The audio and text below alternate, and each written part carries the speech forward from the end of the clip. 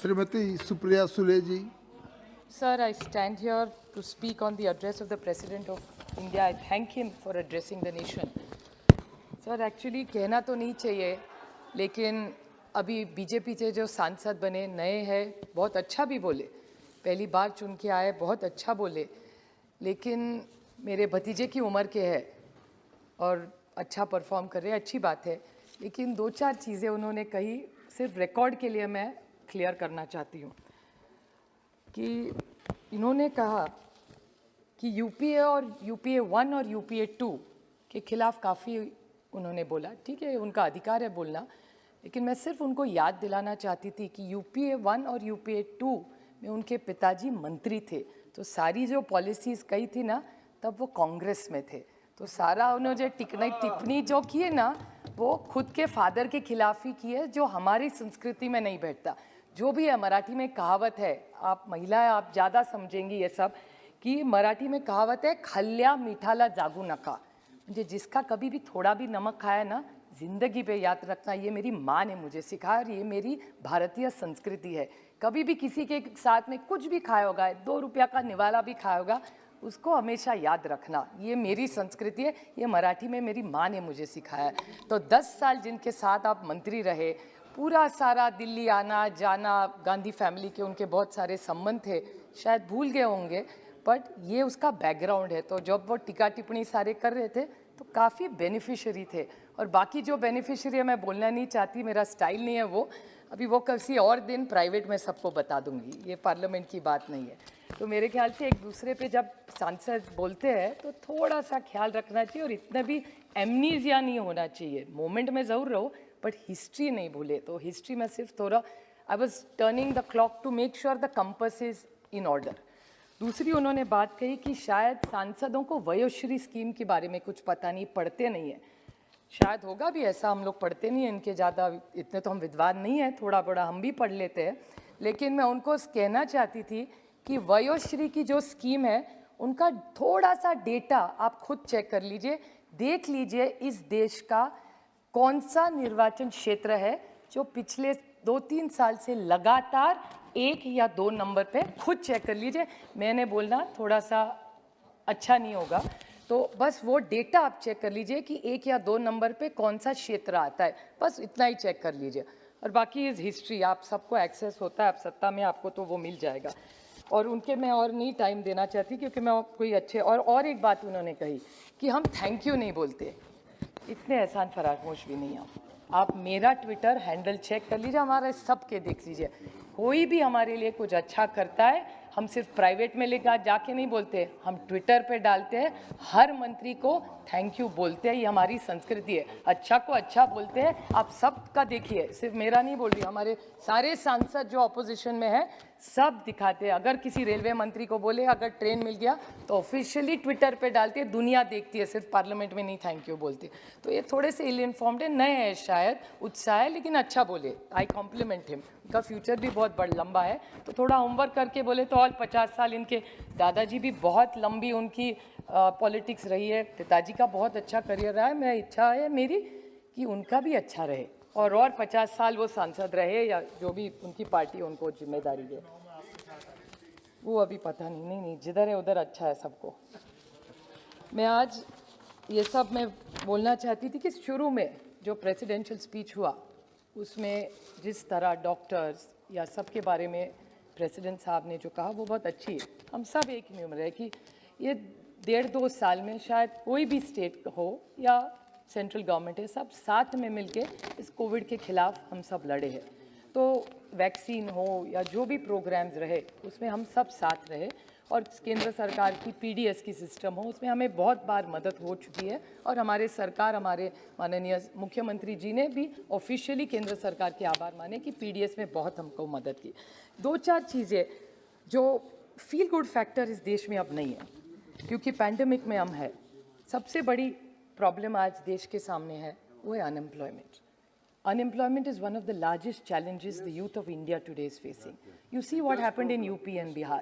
It was not a pleasant experience. किसी की भी ट्रेन जली हो, किसी की भी सरकार हो, ये हमारे भारत की ट्रेन है. It's wrong that it happened, but why did it happen? I think it's a serious cause of concern, and I urge, because the Honorable President in his speech said 60 lakh jobs we will create. I still remember Honorable Prime Minister's speech, and he in every speech used to say कि 2 करोड़ नौकरियां हर साल हम generate करेंगे. तो 2 करोड़ का number 60 lakhs पे कैसा आ गया, इस पे थोड़ी सी टिप्पणी सरकार अगर हम दे कि नो दैट इज जो गई वो अलग बात है. So I think we really need to be worried. This commitment keeps changing of this government. And what is the roadmap to this? So this unemployment challenge is very, and एक साधारण छोटा आपको उदाहरण दूं sir, the Indian Railways advertised 35,281 jobs for a technical position. It attracted 1.25 crore people for the job. So out of the people who were selected, 353 applicants were not going to get a job. मतलब एक लड़के को नौकरी अगर या लड़की को मिले तो 353 को नहीं मिल रही है sir. So it's really a big problem. दूसरा make in India, it's a good option. Startup India, और आपको और एक अच्छी बात गुड न्यूज़ सर दे दूं कि startup India is a very good programme. Startup India में आप ही के सरकार के इकोनॉमिक सर्वे में लिखा है सबसे अच्छा काम स्टार्टअप इंडिया में किसी राज्य ने आज किया होगा तो वो महाराष्ट्र ने किया है. ये मैं नहीं कर रही हूँ, स्टार्टअप सबसे ज़्यादा महाराष्ट्र ने किया है, ये आपका इकोनॉमिक सर्वे कह रहा है. और इस हिसाब से मेक इन इंडिया की भी एक फ़नी चीज़ है सर. सर मैं फॉर्चुनेटली मेरे फादर के साथ रहती हूँ जब दिल्ली आती हूँ, और उनके घर से जब पार्लियामेंट आना पड़ता है ना, उद्योग भवन से होते हुए आती हूँ, तो ऐसे देखते देखते हम लोग देखते रहते हैं, तो वहाँ वो शेर होता है ना, वो उनका जो सिंबल है मेक इन इंडिया वो था. तो मैंने देखा, मुझे बोला अच्छा चलो make in India, I am also proud. मैं भी जो भी पहनती हूँ मैं सब मेक इन इंडिया ही हूँ. तो मुझे लगा अच्छा ये लोगो यहाँ रखा हुआ है, अच्छी बात है. 1 महीना गया, 2 महीना गया, 4 महीना गया, 6 महीना. मैं रोज पार्लियामेंट में जाती हूँ तो उसको कवर करके रखा था. उसके बाद 1, 2, 3 साल मैंने पूछा कि उद्योग भवन इतना अच्छा भवन है, आप इतना मेक इन इंडिया का स्टोरी बनाते हैं, इसका क्या हो गया, ये एम्बलम को क्यों नहीं खोल रहे ये. तो मैंने पूछा नहीं कुछ फिनिश हो रहा है. ठीक है, फिनिश हो गया. उसके बाद अभी मैं जब आई तो उसको निकाल दिया वहाँ से. सो 6-7 साल में मेक इन इंडिया का आप लोगो जो आपका सिंबल है वो आप नहीं ठीक पा रहे, तो कैसे मेक इन इंडिया करेंगे. और मेक इन इंडिया में क्या करेंगे, it's really a shame, it's such a big project. और बेचारा DRDO, उसको आप अभी इतना बड़ा काम करते, अपने सब साइंटिस्ट है, उसका भी सैनिटाइजर मास्क आप हमको भेजते. This is not make in India sir. We have to get serious. और जो भी वैक्सीन बनाए, वो हमारे भैया यूपी के कल बोल रहे थे कि सरकार ने वैक्सीन बनाया. सर सरकार ने वैक्सीन डिस्ट्रीब्यूट किया, बनाया नहीं. वो सीरम इंस्टीट्यूट ने बनाया, 60 साल से बना रहे. सर लास्ट पॉइंट, मैं सारे मेरे छोड़ देती हूँ पॉइंट्स, अब मुझे पता है लेट है.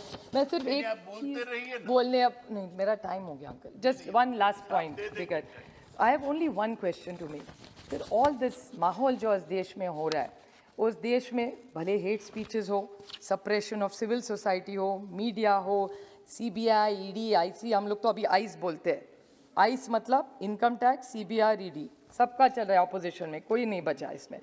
फिर गवर्नर्स जो करते, अभी मैं नहीं बोलना चाहती, जैसे आपने तो देखा पूरा, मैं हाउस का समय नहीं लेना चाहती. इलेक्शन कमीशन जो रैशनल थिंकिंग है, और आप बाबा साहब अम्बेडकर का नाम लेते हैं. मैं इतना ही ख़त्म करके 1 मिनट में ख़त्म करती हूँ, क्योंकि बाबा साहब अम्बेडकर के बारे में इस स्पीच में है. So I am only reflecting what he has said. What does social democracy mean? It means the way of life which recognizes liberty, equality and fraternity as the principles of life. These principles of liberty, equality and fraternity are not to be treated as separate items in a trinity.